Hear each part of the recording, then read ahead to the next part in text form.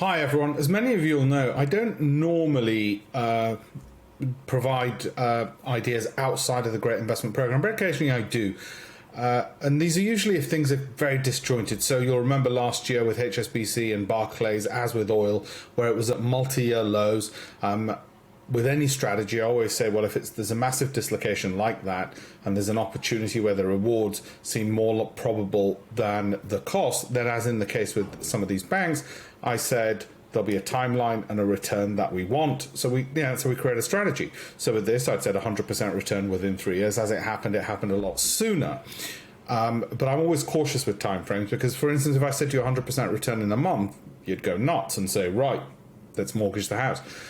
So I tend to give long time frames because time and risk are interconnected, and the longer the time frame, lower the risk. But your capital is tied up for longer, of course. Anyway, going back to this, what now then for something like a Barclays, where of course you should have exited because it's given that 100% return, which is what I'd said. It's not such a great trade going forward. Because of course it is what it is. Now, if you were to say to me, well, no, I want a view. So from its current levels, I could argue a 50% return at some point within the next 2 years. Not as attractive, is it? The worst case being you're stuck where you are now.